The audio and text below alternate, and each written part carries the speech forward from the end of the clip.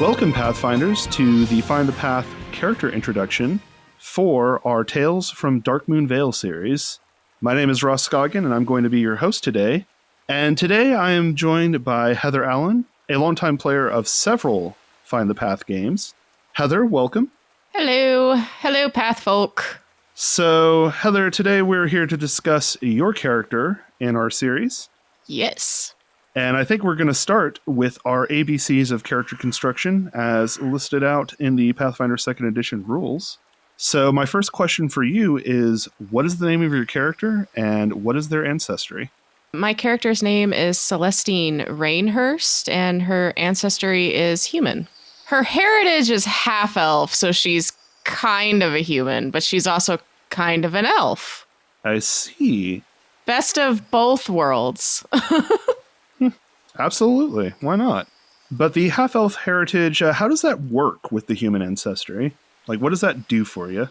Basically, I get to pick feats from both elf and human when it comes to ancestry feats.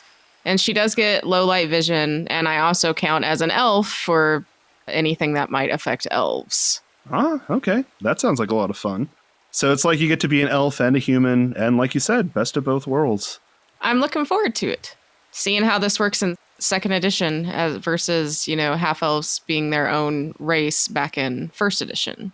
True. I think this should be a really interesting look into the alternative human ancestries, for sure. And so for Celestine, my next question is, what is her background? Her background is street urchin. Street urchin? Yes. She grew up on the streets of Falcon's Hollow. I'm sure the circumstances about how that came about will eventually come up, but you'll have to wait and see, Pathfolk. It's not often that you actually have a lot of street urchins running around Falcon's Hollow. It tends to be a very lawful town. But I suppose we'll have to leave it there for the moment. In the meantime, though, what does the street urchin background give for your character? The street urchin background gave me the pickpocket skill feat, so she can pickpocket people without taking the -5 penalty. And she's also trained in thievery from that background, and also lore Falcon's Hollow. So she knows a lot about this town.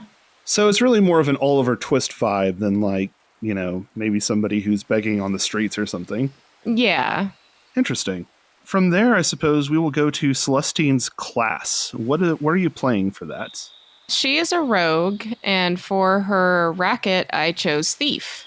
All right, makes sense. And the Thief racket, what does that specialize in? They also got trained in thievery, so I actually got to choose another skill to be trained in because I already got that from my background.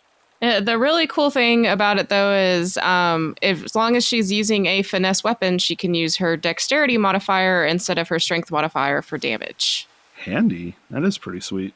Yep. And as far as her class goes, are there any particular skills that she tends to favor? With the rogues, much like in 1st edition, they're kind of still skill monkeys. So she's trained in almost everything on the sheet, except for I didn't take any of the magical ones, so she doesn't really know about arcane or occult, and she's not really big on religion, so I didn't take that one either.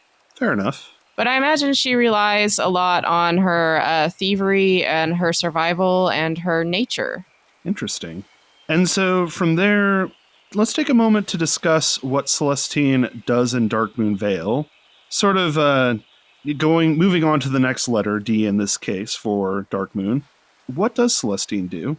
Celestine doesn't live in the town. She actually lives out in the forest on the outskirts of town. And she primarily is a hunter. She makes her coin by bringing in extra meat and the skins of the animals that she hunts. Makes sense. She kind of keeps an eye on things in the town. Why will I'm sure come out in the show. Interesting. Does she live alone, or does she have any family out there? She lives by herself. All right, fair enough. And I suppose with that, Heather, are there any other little character teases or extra bits you'd like to include? I think I'm going to kind of leave the rest of it up to a surprise, though I really am looking forward to 2nd edition. Despite the fact that I haven't played a rogue on any of our other podcasts, or it's one of my favorite classes from 1st edition. So I'm looking forward to seeing how it plays out in 2E. Nice. That does sound like a lot of fun. I'm looking forward to seeing the rogue in action and seeing Celestine, well, I suppose seeing Celestine thrive through Darkmoon Vale. I'm not sure if it's really a place you thrive, but we'll see. I mean, some people thrive there, just most don't. But that's okay. In that case, though, I suppose we'll probably leave it there. But Heather, thank you very much for joining me today. Of course. Thank you very much for joining us as well, Pathfinders, and good luck to all of you. We'll catch you in our next episode.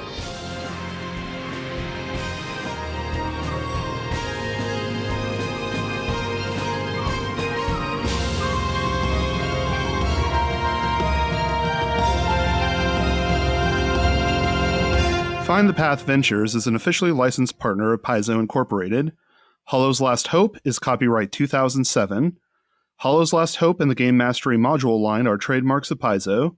All Game Mastery images are property of Paizo and used with permission.